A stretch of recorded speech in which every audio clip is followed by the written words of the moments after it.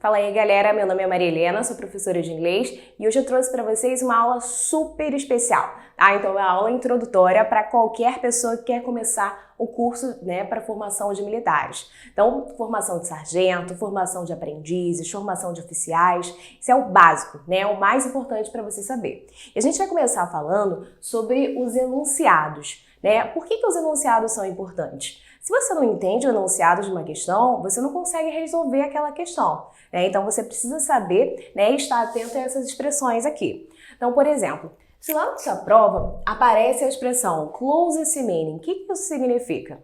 Então, closest meaning é o significado mais próximo. Então, se aparece lá no enunciado, the closest meaning to, então pede lá uma palavra que tenha um significado mais próximo daquela. Cuidado que nem toda palavra é realmente um sinônimo. Às vezes ele tem um significado parecido, mas não é exatamente igual. A segunda expressão que nós temos é replaced by, que significa substituído por.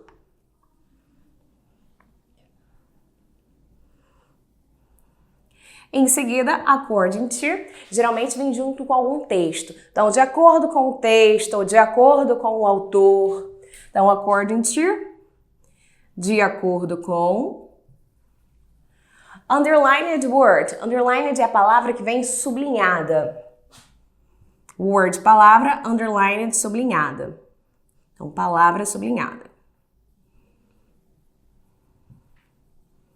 Em seguida, nós temos bold type. Bold type é a palavra que vem em negrito.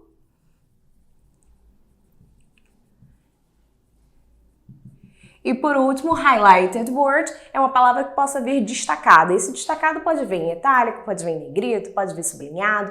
Ela vai vir destacada de alguma forma.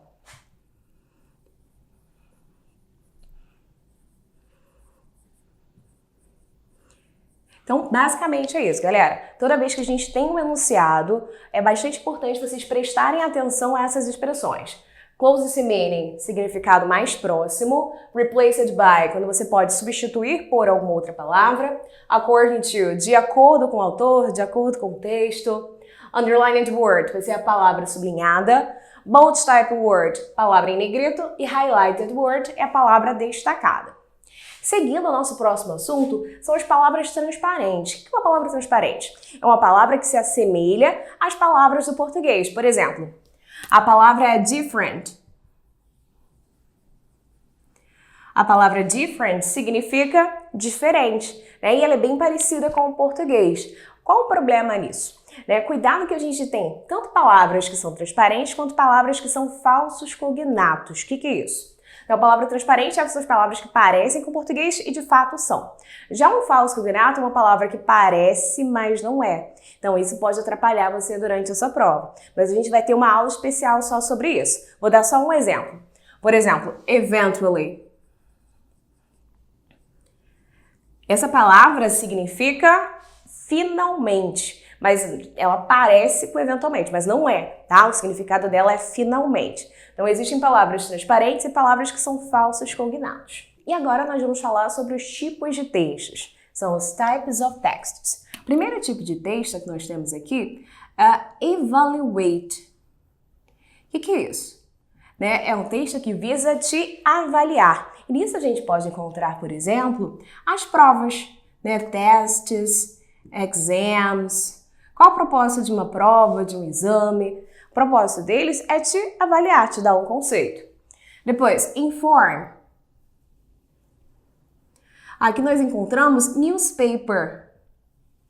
O que é o newspaper? É um jornal. Então, qual o propósito do jornal? Vai te informar sobre algum evento, sobre alguma situação que aconteceu. Depois, instruct. Aqui podemos citar recipe, que são as receitas. Qual o propósito de um livro de receitas? Vai te instruir, vai te ensinar a fazer alguma coisa. Persuade. Que tipo de texto que vai te persuadir? O que é isso? Persuadir é te convencer a fazer alguma coisa. Aqui, por exemplo, eu posso ter add. Ad é abreviação de advertisement, que é propaganda comercial. Então, qual é o propósito de um outdoor? Qual é o propósito de uma propaganda? Vai te fazer comprar alguma coisa, vai te fazer usar algum tipo de produto. Então, a gente tem ali alguns exemplos de tipos de textos. Lembra que todo texto tem um propósito diferente. Então, a gente citou ali, por exemplo, evaluate, que vem de avaliar, são as provas, os exames escolares.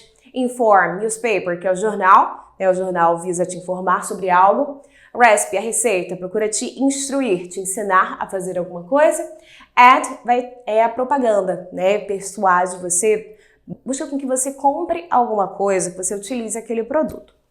Nosso próximo tópico é sobre estratégias de leitura. O que acontece? A maioria das provas militares, por exemplo, a prova da SpaceX, né, a gente tem vários textos e textos longos. A prova da EAR. A prova da EAR já tem diferentes tipos de textos, textos menores.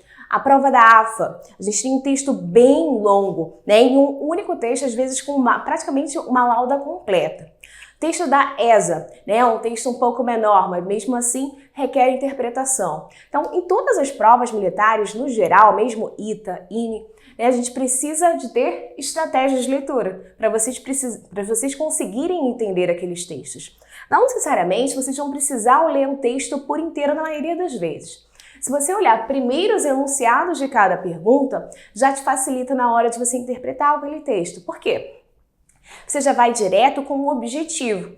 Então, a partir do momento que eu leio primeiro o enunciado e depois eu volto ao texto, eu já sei o que eu estou buscando ali. Então, eu já sei qual a informação que eu preciso dentro daquele texto.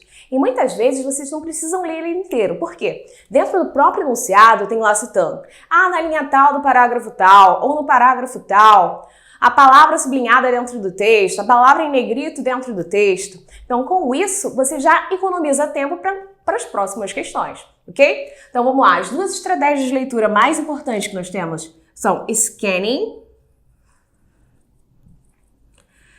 e skimming.